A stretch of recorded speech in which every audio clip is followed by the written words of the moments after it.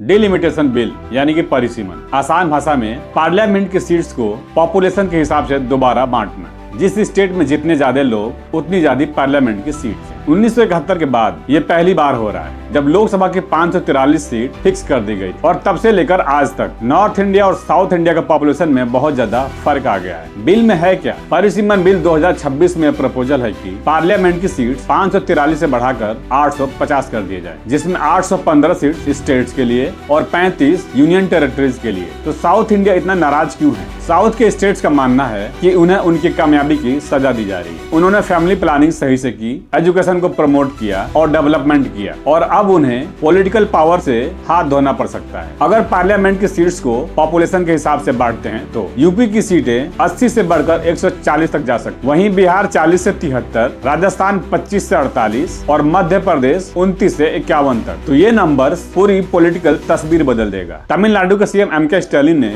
इसका पुरजोर विरोध किया है। इस पे नॉर्थ और बीजेपी का आर्गुमेंट क्या है? नॉर्थ के स्टेट्स में पॉपुलेशन ज्यादा तेजी से बढ़ी, इस वजह से लोकसभा में अभी उनके कम रिप्रेजेंटेटिव हैं, यानी उनकी आवाज प्रोपोर्शनेटली कमजोर है। बीजेपी का कहना है कि ये डेमोक्रेसी का तकाजा है और इंसाफ की मांग है, लेकिन इसका एक बहुत बड़ा पॉलिटिकल एंगल भी है और वो है to maintain the power in the centre, क्योंकि north India cow belt, Hindutva politics और बीजेपी का गढ़ है और पॉपुलेशन के हिसाब से सीट मिलने पर बीजेपी शासित राज्य सबसे ज्यादा फायदा उठाएंगे। वहीं साउथ के स्टेट्स के सीट को कम करने का सीधा मतलब है ऑपोजिशन को कमजोर करना, और इसको आज के सिनेरियो से देखा जाए तो आने वाले टाइम में भी बीजेपी हमेशा सेंटर में बनी रह सकती, क्योंकि सबसे ज्यादा काऊ बेल्ट, हिंदुत्व का गढ़ वाले हिंदी प्रदेश को सीट्स मिलेंगी, जिसको बीजेपी के लिए मैनेज करना आसान है और अब तक करती भी आई है। वहीं साउथ के स्टेट्स में बीजेपी का सिक्का नहीं चल पाता है, तो इसका आसान तरीका है कि साउथ इंडिया के स्टेट्स के सीटों को कम कर दो और मेजोरिटी सीट्स अपने पकड़ वाले स्टेट में रखो। पहले ये प्रॉमिस किया गया था कि जो स्टेट्स पॉपुलेशन कंट्रोल करेगी